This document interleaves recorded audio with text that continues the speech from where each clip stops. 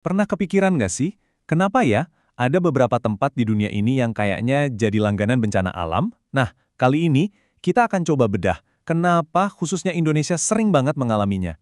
Tapi yang lebih penting lagi, kita bakal lihat ada sebuah cara pandang baru yang ternyata bisa banget mengubah nasib kita dalam menghadapi bencana.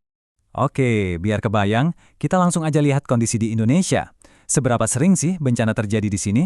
Dan seberapa besar dampaknya? Coba deh lihat gambar-gambar ini. Ini bukan cuma foto, ini kenyataan pahit. Asap vulkanik yang membubung tinggi, helikopter yang berjuang mati-matian madamin api, sampai puing-puing rumah yang tadinya jadi tempat paling aman. Ini bukan kejadian sekali dua kali, ini potret bahaya yang terus mengintai Indonesia. Sekarang, yuk kita lihat angkanya.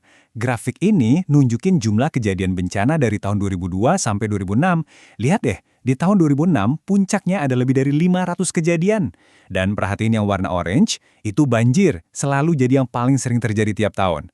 Ini bukan cuma statistik loh, ini adalah ancaman nyata yang datang lagi dan lagi.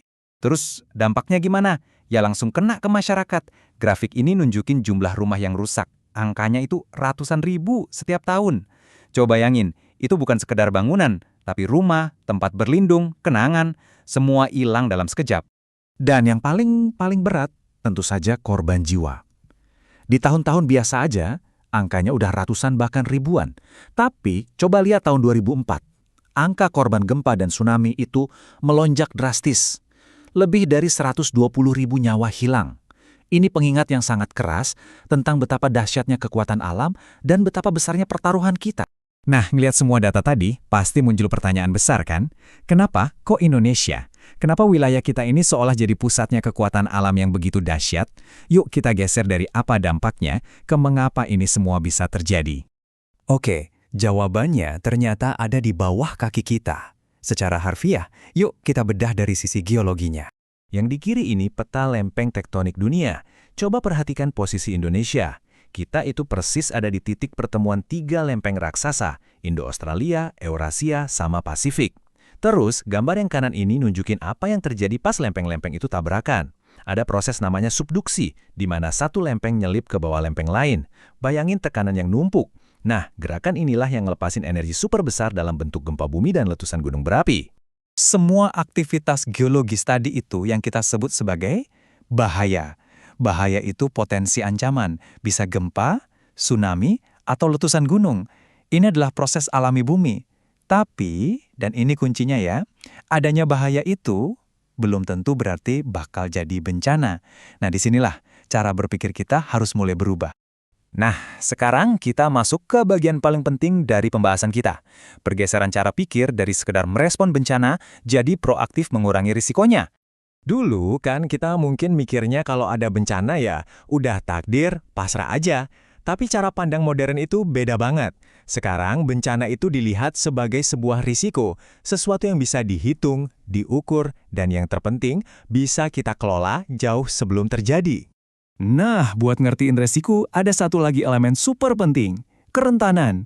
Ini bukan soal seberapa kuat gempanya, tapi soal seberapa siap kita yang ada di darat. Bangunan kita kokoh nggak? Masyarakat kita punya akses informasi yang cepat? Ekonomi kita kuat buat bangkit lagi? Nah, semua faktor inilah yang menentukan seberapa rentan kita. Dan inilah dia formula ajaibnya. Coba lihat diagram ini. Risiko bencana itu cuma muncul di sini nih, di tengah-tengah. Pas lingkaran bahaya, ketemu sama lingkaran kerentanan. Coba pikirin deh, gempa bumi di tengah gurun pasir yang nggak ada orangnya, itu bencana bukan? Bukan kan?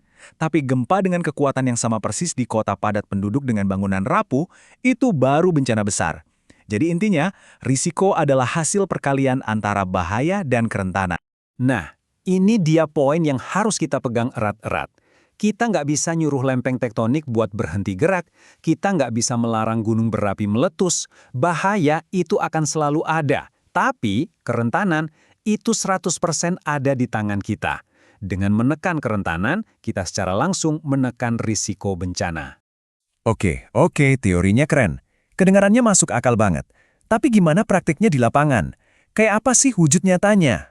Jadi gimana caranya kita benar-benar menurunkan tingkat kerentanan itu? Nah, biar gampang, kita ambil satu contoh bahaya yang umum banget di Indonesia, tanah longsor. Ya, kayak di game, langkah pertama itu ya kenali dulu musuhnya. Tanah longsor itu ternyata jenisnya macam-macam. Ada yang meluncurnya lurus ke bawah, ada juga yang gerakannya agak memutar. Kenapa ini penting? Soalnya beda jenis, beda juga cara penanganannya. Dan ada beberapa jenis yang bahayanya luar biasa. Contohnya ini, aliran bahan rombakan. Ini bukan longsor biasa, bayangin aja, kayak tsunami lumpur dan bebatuan yang super cepat, yang bisa meluncur sampai beberapa kilometer jauhnya. Sangat mematikan. Ini alasan kenapa kita harus melakukan sesuatu. Terus, apa dong yang bisa kita lakuin? Nah, ini dia contoh konkretnya. 4 cara buat ngurangin kerentanan terhadap longsor. 1. Kita bisa perbaiki sistem drainase, biar air hujan nggak bikin tanah jadi gembur. 2. Bangun struktur fisik kayak dinding penahan. 3. Kita bisa ubah kontur lerengnya dengan bikin terasering.